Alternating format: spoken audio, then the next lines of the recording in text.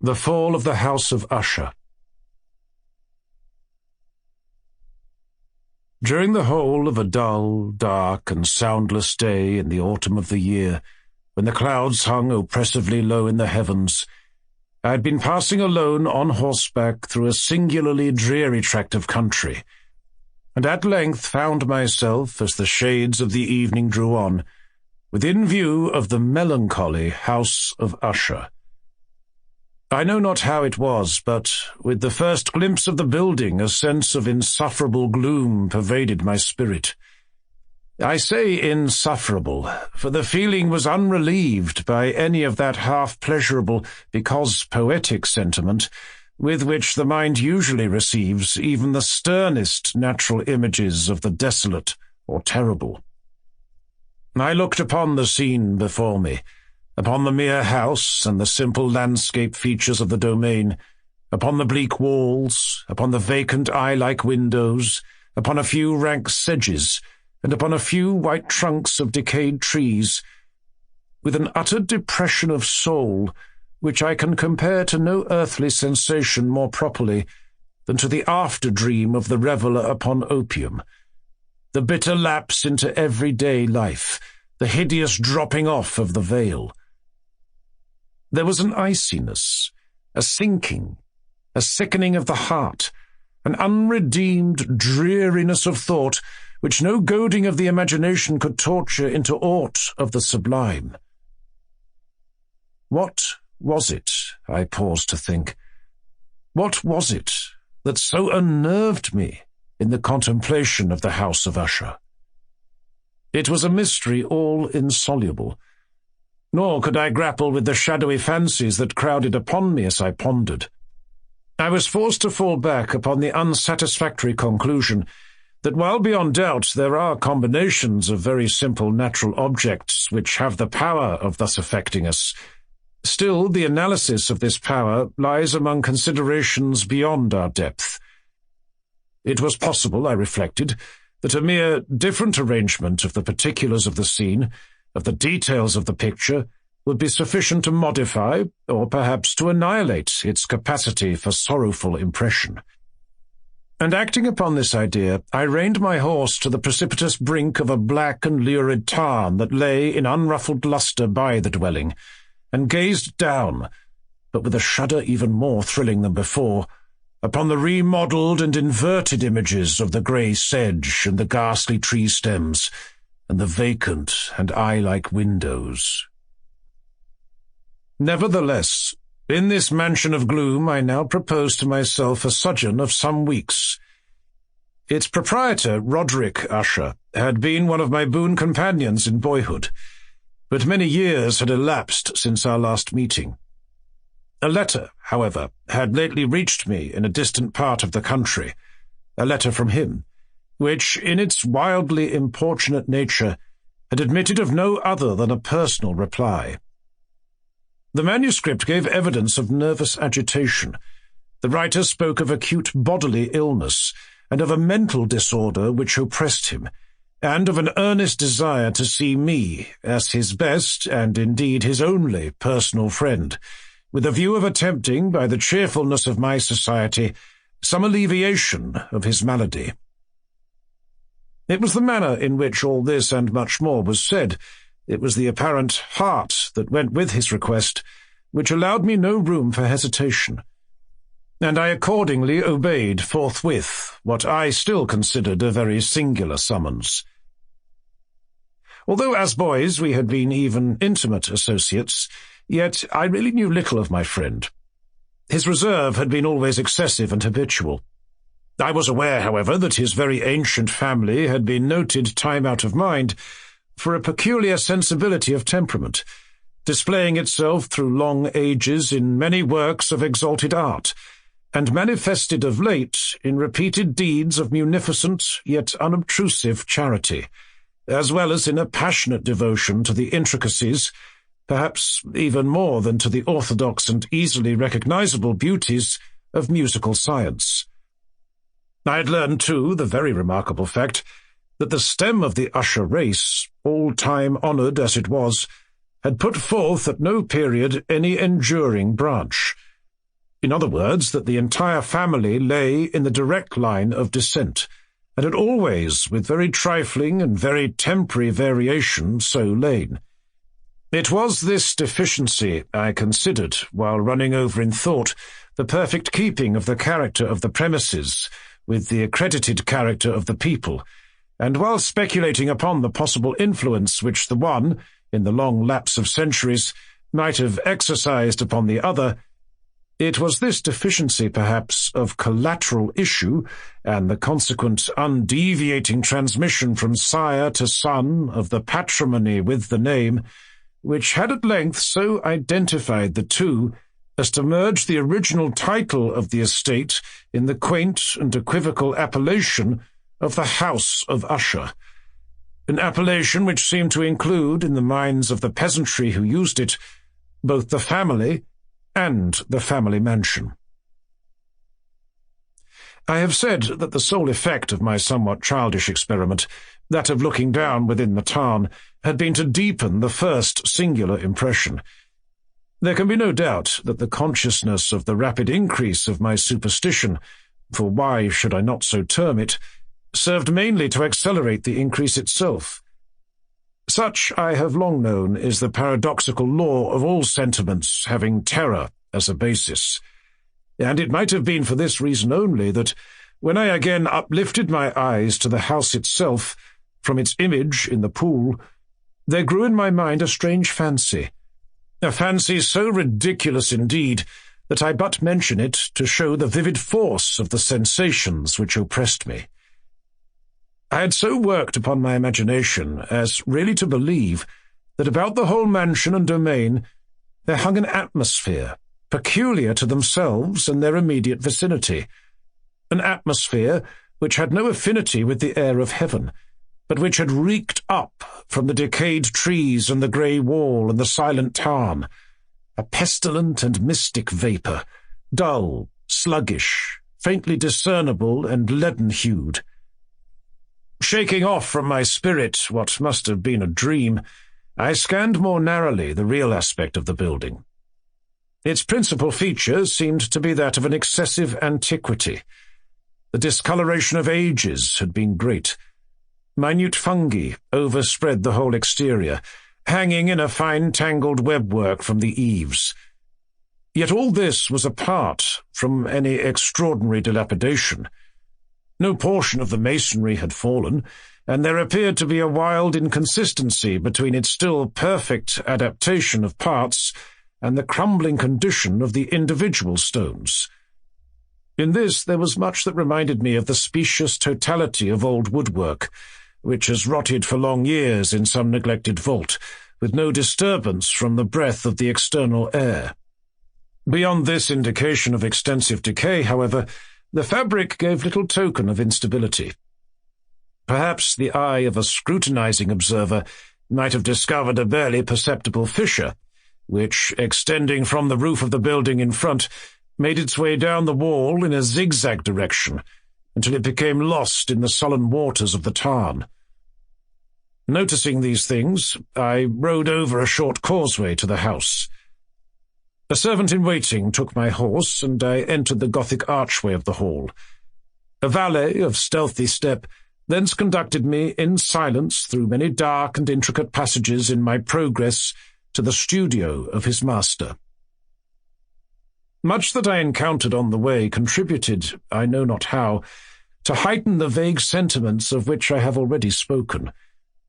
While the objects around me, while the carvings of the ceilings, the sombre tapestries of the walls, the ebon blackness of the floors, and the phantasmagoric armorial trophies which rattled as I strode, were but matters to which, or to such as which, I had been accustomed from my infancy, while I hesitated not to acknowledge how familiar was all this, I still wondered to find how unfamiliar were the fancies which ordinary images were stirring up.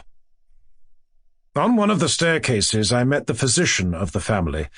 His countenance, I thought, wore a mingled expression of low cunning and perplexity.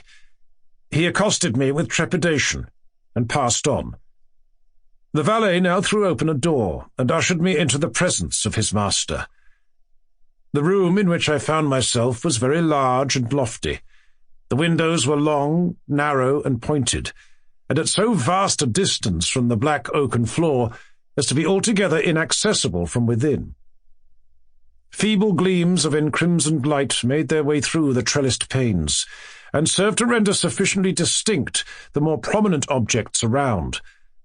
The eye, however, struggled in vain to reach the remoter angles of the chamber, or the recesses of the vaulted and fretted ceiling.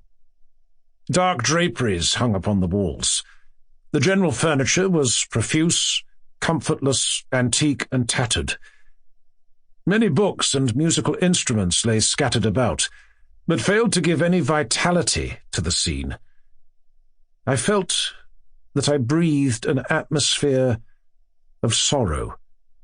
An air of stern, deep, and irredeemable gloom hung over and pervaded all. Upon my entrance, Usher arose from a sofa on which he had been lying at full length, and greeted me with a vivacious warmth, which had much in it, I at first thought, of an overdone cordiality, of the constrained effort of the ennuyé, man of the world. A glance, however, at his countenance convinced me of his perfect sincerity. We sat down, and for some moments, while he spoke not, I gazed upon him with a feeling half of pity, half of awe. Surely man had never before so terribly altered, in so brief a period, as had Roderick Usher. It was with difficulty that I could bring myself to admit the identity of the one being before me with the companion of my early boyhood. Yet the character of his face had been at all times remarkable. A cadaverousness of complexion, an eye large, liquid, and luminous beyond comparison, lips somewhat thin and very pallid, but of a surpassingly beautiful curve, a nose of a delicate Hebrew model, but with a breadth of nostril unusual in similar formations, a finely moulded chin, speaking, in its want of prominence, of a want of moral energy, hair of a more than web-like softness and tenuity. These features, with an inordinate expansion above the regions of the temple, made up altogether a countenance not easily to be forgotten. And now, in the mere exaggeration of the prevailing character of these features, and of the expression they were wont to convey, lay so much of change that I doubted to whom I spoke. The now ghastly pallor of the skin, and the now miraculous lustre of the eye, above all things, startled and even awed me.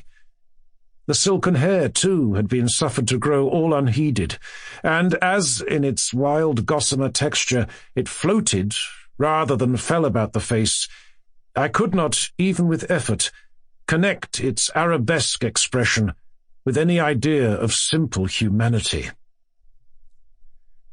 In the manner of my friend, I was at once struck with an incoherence, an inconsistency, and I soon found this to arise from a series of feeble and futile struggles to overcome an habitual trepidancy, an excessive nervous agitation. For something of this nature I had indeed been prepared, no less by his letter than by reminiscences of certain boyish traits, and by conclusions deduced from his peculiar physical conformation and temperament. His action was alternately vivacious and sullen. His voice varied rapidly from a tremulous indecision, when the animal spirit seemed utterly in abeyance, to that species of energetic concision, that abrupt, weighty, unhurried, and hollow-sounding enunciation, that leaden, self-balanced, and perfectly modulated guttural utterance which may be observed in the lost drunkard or the irreclaimable eater of opium during the periods of his most intense excitement. It was thus that he spoke of the object of my visit, of his earnest desire to see me, and of the solace he expected me to afford him. He entered at some length into what he conceived to be the nature of his malady. It was, he said, a constitutional and a family evil, and one for which he despaired to find a remedy. A mere nervous affection, he immediately added, which would undoubtedly soon pass off. It displayed itself in a host of unnatural sensations. Some of these, as he detailed them, interested and bewildered me, although perhaps the terms and the general manner of the narration had their weight. He suffered much from a morbid acuteness of the senses. The most insipid food was alone endurable. He could wear only garments of certain texture. The odours of all flowers were oppressive. His eyes were tortured by even a faint light, and there were but peculiar sounds, and these from stringed instruments, which did not inspire him with horror. To an anomalous species of terror I found him a bounden slave. "I shall perish," said he. "I must perish in this deplorable folly. Thus, and not otherwise shall I be lost. I dread the events of the future, not in themselves, but in their results. I shudder at the thought of any, even the most trivial incident, which may operate upon this intolerable agitation of soul. I have indeed no abhorrence of danger, except in its absolute effect, in terror. In this unnerved and in this pitiable condition, I feel that the period will sooner or later arrive when I must abandon life and reason together in some struggle with the grim phantasm fear." I learned, moreover, at intervals, and through broken and equivocal hints, another singular feature of his mental condition. He was enchained by certain superstitious impressions in regard to the dwelling which he tenanted, and whence, for many years, he had never ventured forth, in regard to an influence whose superstitious force was conveyed in terms too shadowy here to be restated, an influence which some peculiarities in the mere form and substance of his family mansion had, by dint of long sufferance, he said, obtained over his spirit, an effect which the physique of the grey walls and turrets and of the dim tarn into which they all looked down had at length brought about upon the morale of his existence.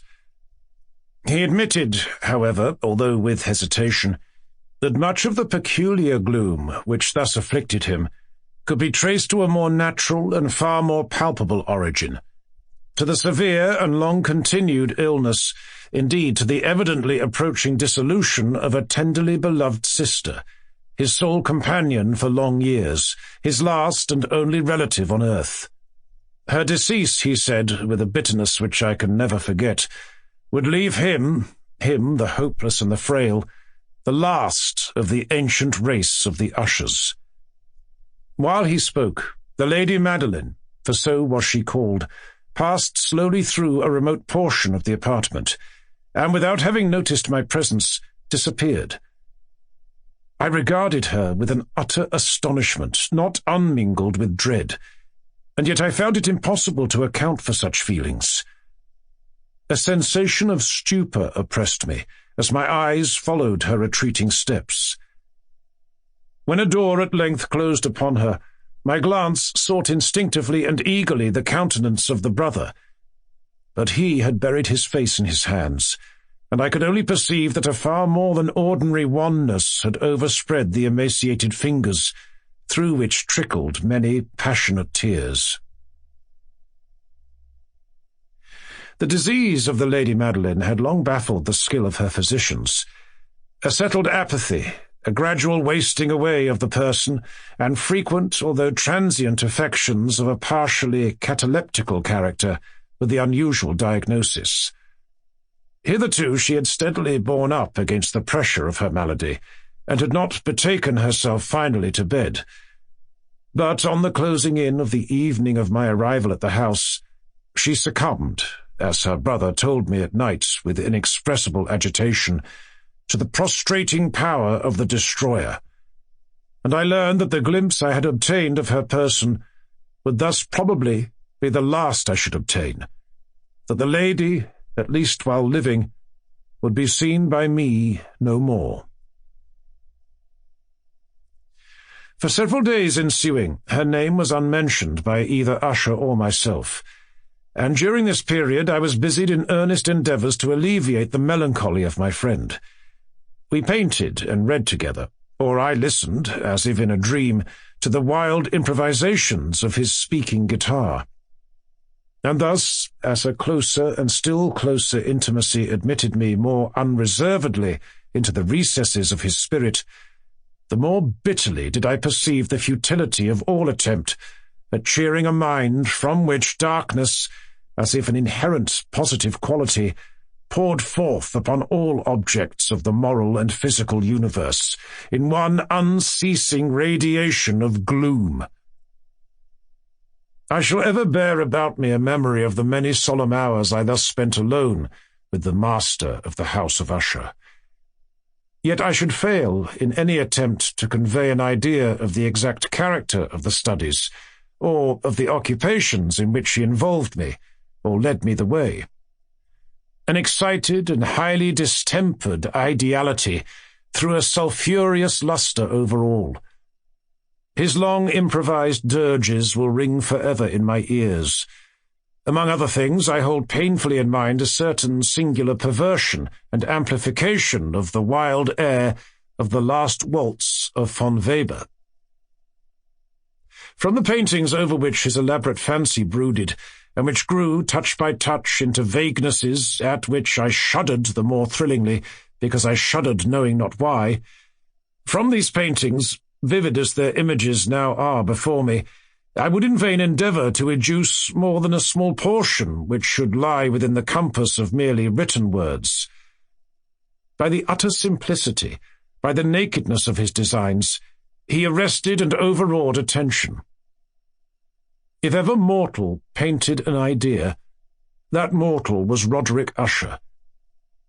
For me, at least, in the circumstances then surrounding me, there arose out of the pure abstractions which the hypochondriac contrived to throw upon his canvas an intensity of intolerable awe, no shadow of which felt I ever yet in the contemplation of the certainly glowing, yet too concrete reveries of Fuseli. One of the phantasmagoric conceptions of my friend, partaking not so rigidly of the spirit of abstraction, may be shadowed forth, although feebly, in words. A small picture presented the interior of an immensely long and rectangular vault or tunnel, with low walls, smooth, white, and without interruption or device. Certain accessory points of the design served well to convey the idea that this excavation lay at an exceeding depth below the surface of the earth. No outlet was observed in any portion of its vast extent, and no torch or other artificial source of light was discernible. Yet a flood of intense rays rolled throughout, and bathed the whole in a ghastly and inappropriate splendour. I have just spoken of that morbid condition of the auditory nerve, which rendered all music intolerable to the sufferer, with the exception of certain effects of stringed instruments. It was perhaps the narrow limits to which he thus confined himself upon the guitar, which gave birth in great measure to the fantastic character of his performances. But the fervid facility of his impromptus could not be so accounted for. They must have been and were in the notes as well as in the words of his wild fantasias, for he not unfrequently accompanied himself with rhymed verbal improvisations, the result of that intense mental collectedness and concentration to which I have previously alluded as observable only in particular moments of the highest artificial excitement. The words of one of these rhapsodies I have easily remembered. I was perhaps the more forcibly impressed with it, as he gave it, because, in the under or mystic current of its meaning, I fancied that I perceived, and for the first time, a full consciousness on the part of Usher of the tottering of his lofty reason upon her throne. The verses, which were entitled The Haunted Palace, ran very nearly, if not accurately, thus. 1. In the greenest of our valleys, by good angels tenanted, once a fair and stately palace, radiant palace, reared its head. In the monarch thought's dominion it stood there. Never seraph spread a pinion over fabric half so fair. 2. Banners yellow, glorious, golden, on its roof did float and flow.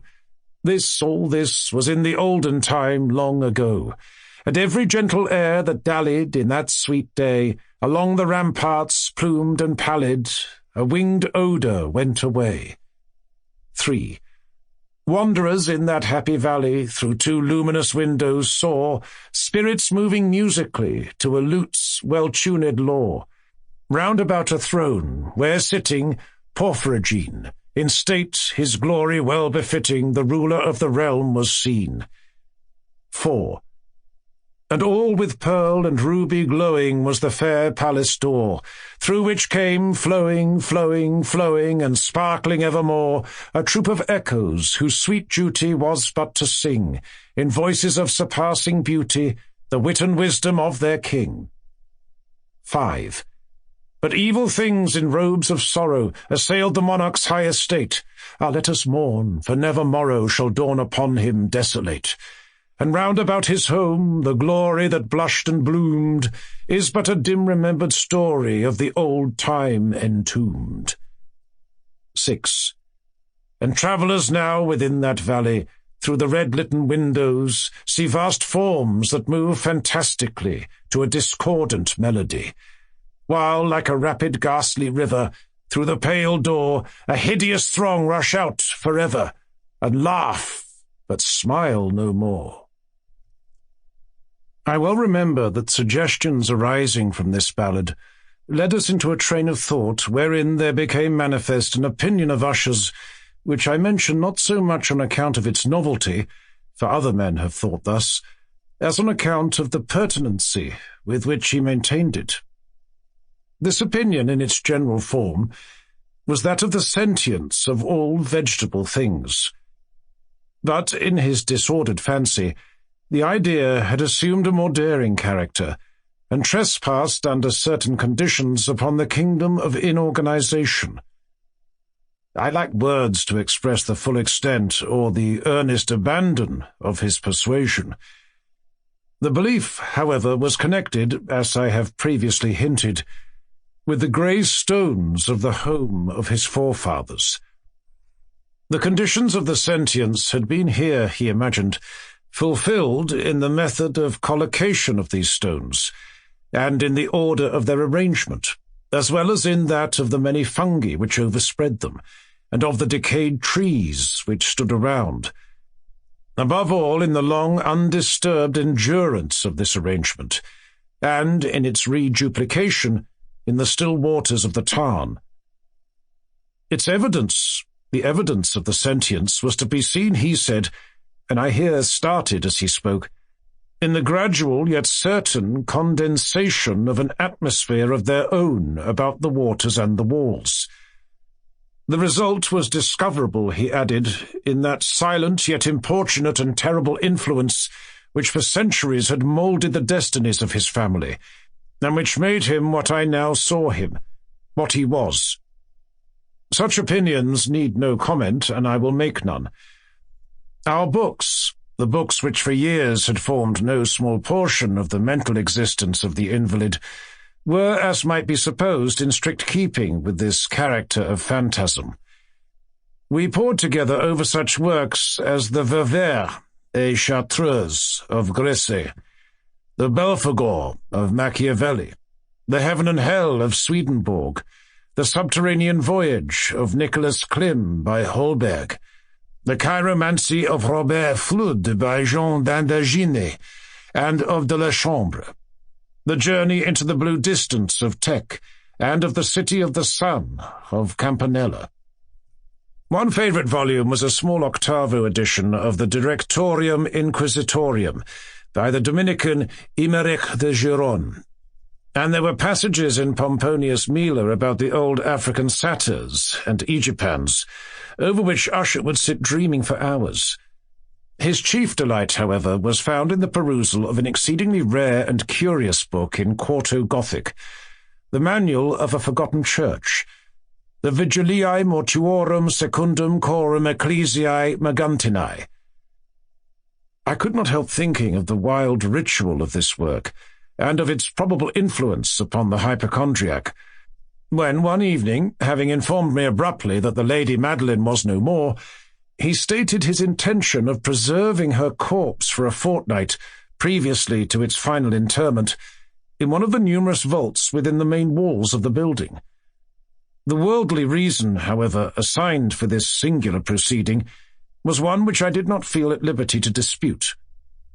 The brother had been led to his resolution, so he told me, by consideration of the unusual character of the malady of the deceased, and of certain obtrusive and eager inquiries on the part of her medical men, and of the remote and exposed situation of the burial ground of the family. I will not deny that when I called to mind the sinister countenance of the person whom I met upon the staircase on the day of my arrival at the house, I had no desire to oppose what I regarded as at best but a harmless and by no means an unnatural precaution. At the request of Usher, I personally aided him in the arrangements for the temporary entombment. The body having been encoffined, we two alone bore it to its rest. The vault in which we placed it, and which had been so long unopened that our torches, half smothered in its oppressive atmosphere, gave us little opportunity for investigation, was small, damp, and entirely without means of admission for light, lying at great depth immediately beneath that portion of the building in which was my own sleeping apartment. It had been used, apparently, in remote feudal times, for the worst purposes of a dungeon keep, and in later days as a place of deposit for powder, or some other highly combustible substance, as a portion of its floor and the whole interior of a long archway through which we reached it were carefully sheathed with copper. The door, of massive iron, had been also similarly protected. Its immense weight caused an unusually sharp grating sound as it moved upon its hinges. Having deposited our mournful burden upon trestles within this region of horror, we partially turned aside the yet unscrewed lid of the coffin and looked upon the face of the tenant. A striking similitude between the brother and sister now first arrested my attention, and Usher, divining perhaps my thoughts, murmured out some few words from which I learned that the deceased and himself had been twins, and that sympathies of a scarcely intelligible nature had always existed between them. Our glances, however, rested not long upon the dead, for we could not regard her unawed. The disease which had thus entombed the lady in the maturity of youth had left, as usual in all maladies of a strictly cataleptical character, the mockery of a faint blush upon the bosom and the face, and that suspiciously lingering smile upon the lip which is so terrible in death. We replaced and screwed down the lid, and having secured the door of iron, made our way with toil into the scarcely less gloomy apartments of the upper portion of the house. And now, some days of bitter grief having elapsed, an observable change came over the features of the mental disorder of my friend. His ordinary manner had vanished. His ordinary occupations were neglected or forgotten. He roamed from chamber to chamber with hurried, unequal, and objectless step. The pallor of his countenance had assumed, if possible, a more ghastly hue, but the luminousness of his eye had utterly gone out. The once occasional huskiness of his tone was heard no more, and a tremulous quaver, as if of extreme terror, habitually characterized his utterance. There were times, indeed, when I thought his unceasingly agitated mind was laboring with some oppressive secret, to divulge which he struggled for the necessary courage. At times, again, I was obliged to resolve all into the mere inexplicable vagaries of madness, for I beheld him gazing upon vacancy for long hours, in an attitude of the profoundest attention, as if listening to some imaginary sound. It was no wonder that his condition terrified, that it infected me. I felt creeping upon me, by slow yet certain degrees, the wild influences of his own fantastic yet impressive superstitions. It was especially upon retiring to bed late in the night of the 7th or 8th day after the placing of the Lady Madeline within the dungeon that I experienced the full power of such feelings. Sleep came not near my couch, while the hours waned and waned away. I struggled to reason off the nervousness which had dominion over me.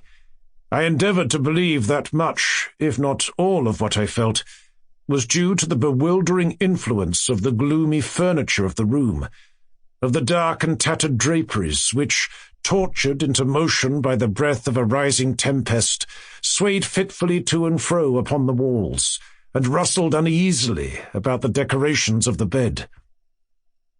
But my efforts were fruitless.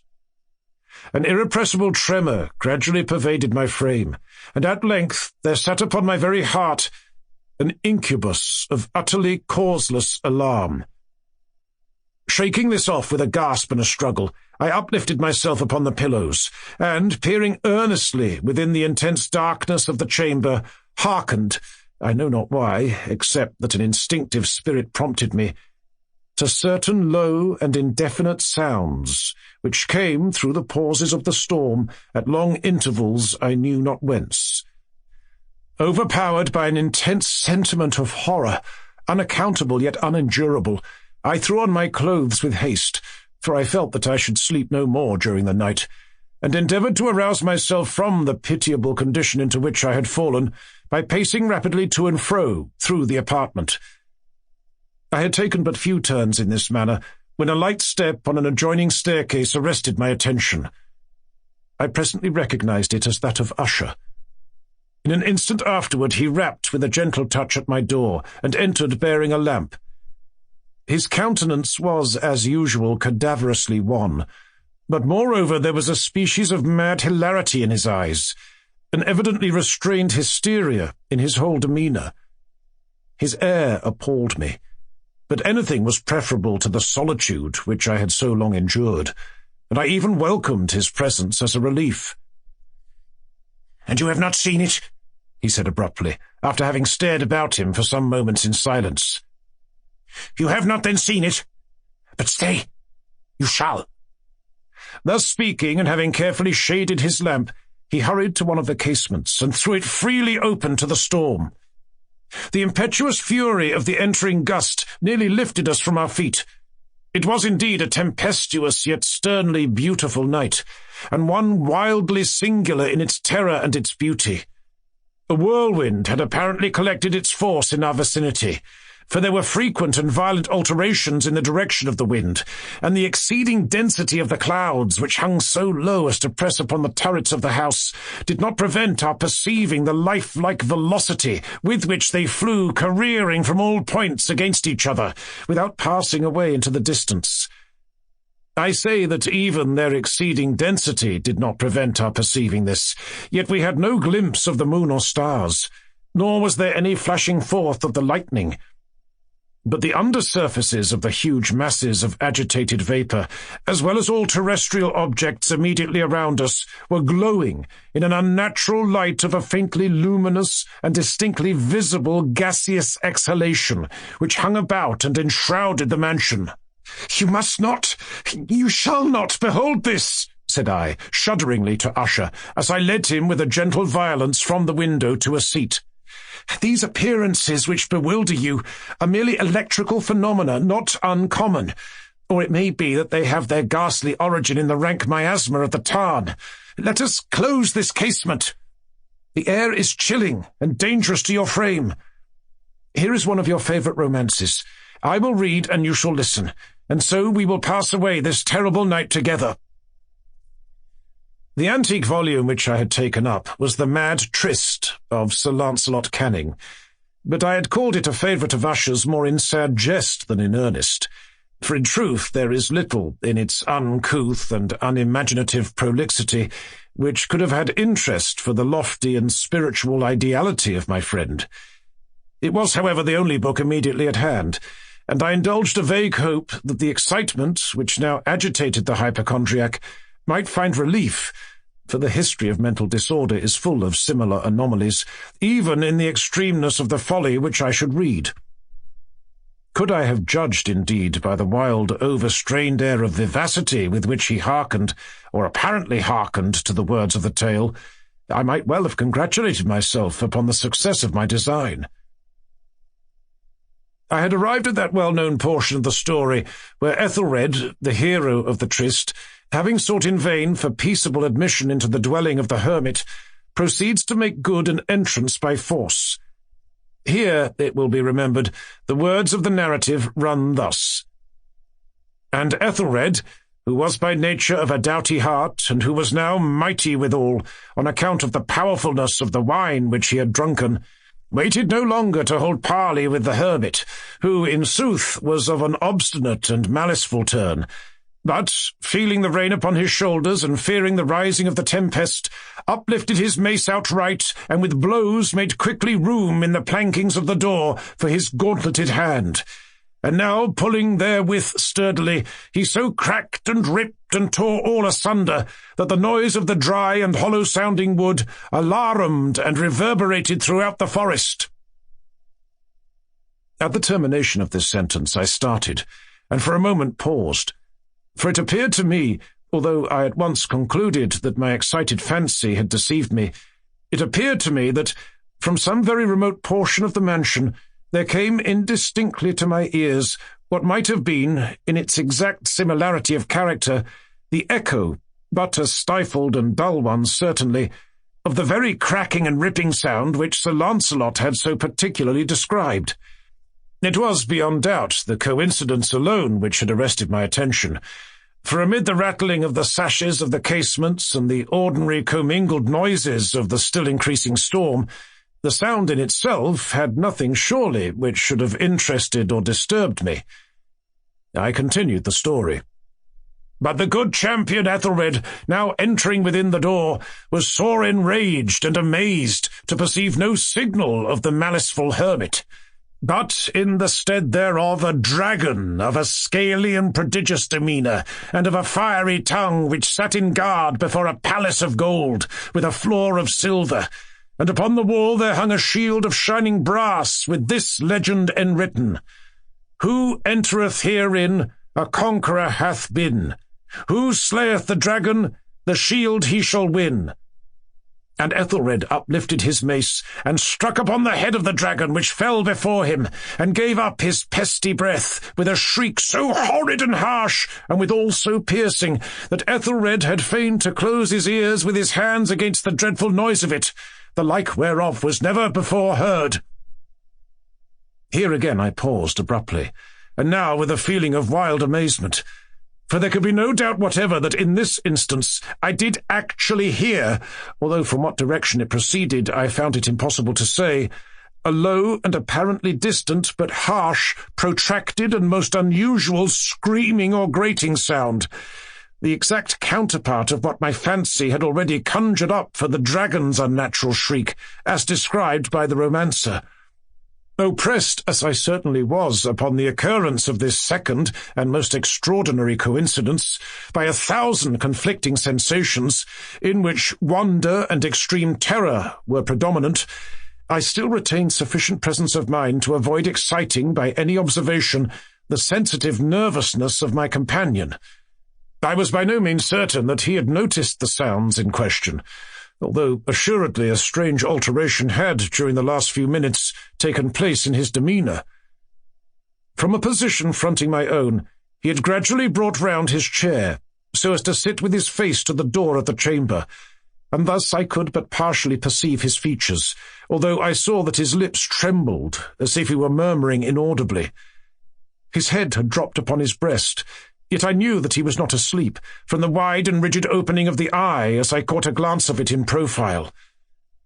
The motion of his body, too, was at variance with this idea, for he rocked from side to side with a gentle yet constant and uniform sway.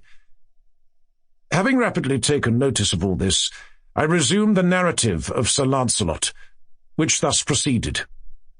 And now the champion, having escaped from the terrible fury of the dragon, bethinking himself of the brazen shield and of the breaking up of the enchantment which was upon it, removed the carcass from out of the way before him, and approached valorously over the silver pavement of the castle to where the shield was upon the wall, which in sooth tarried not for his full coming, but fell down at his feet upon the silver floor, with a mighty, great, and terrible ringing sound. No sooner had these syllables passed my lips than, as if a shield of brass had indeed at the moment fallen heavily upon a floor of silver, I became aware of a distinct, hollow, metallic, and clangorous, yet apparently muffled reverberation. Completely unnerved, I leapt to my feet, but the measured rocking movement of Usher was undisturbed. I rushed to the chair in which he sat. His eyes were bent fixedly before him, and throughout his whole countenance there reigned a stony rigidity. But as I placed my hand upon his shoulder, there came a strong shudder over his whole person. A sickly smile quivered about his lips, and I saw that he spoke in a low, hurried, and gibbering murmur, as if unconscious of my presence. Bending closely over him, I at length drank in the hideous import of his words. "Not hear it? Yes, I hear it, and have heard it. Long, many minutes, many hours, many days have I heard it. Yet I dared not. Oh, pity me, miserable wretch that I am. I dared not speak. We have put her living in the tomb. Said I not that my senses were acute? I now tell you that I heard her first feeble movements in the hollow coffin. I heard them many days ago, yet I dared not speak. And now tonight, Ethelred, the breaking of the hermit's door, and the death cry of the dragon, and the clangor of the shield, say rather the rending of her coffin, and the grating of the iron hinges of her prison, and her struggles within the coppered archway of the vault. Oh, whither shall I fly? Will she not be here anon? Is she not hurrying to upbraid me for my haste? Have I not heard her footstep on the stair? Do I not distinguish that heavy and horrible beating of her heart? Madman!"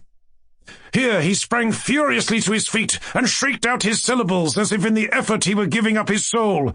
"Madman! I tell you that she now stands without the door!" As if in the superhuman energy of his utterance there had been found the potency of a spell, the huge antique panels to which the speaker pointed threw slowly back upon the instant their ponderous and ebony jaws. It was the work of the rushing gust, but then, without those doors, there did stand the lofty and enshrouded figure of the Lady Madeline of Usher. There was blood upon her white robes, and the evidence of some bitter struggle upon every portion of her emaciated frame. For a moment she remained trembling and reeling to and fro upon the threshold. Then, with a low moaning cry, fell heavily inward upon the person of her brother, and in her violent and now final death agonies, bore him to the floor a corpse, and a victim to the terrors he had anticipated. From that chamber, and from that mansion, I fled aghast. The storm was still abroad in all its wrath as I found myself crossing the old causeway. Suddenly there shot along the path a wild light, and I turned to see whence a gleam so unusual could have issued. For the vast house and its shadows were alone behind me. The radiance was that of the full, setting and blood-red moon, which now shone vividly through that once barely discernible fissure, of which I have before spoken as extending from the roof of the building in a zigzag direction to the base. While I gazed, this fissure rapidly widened. There came a fierce breath of the whirlwind. The entire orb of the satellite burst at once upon my sight.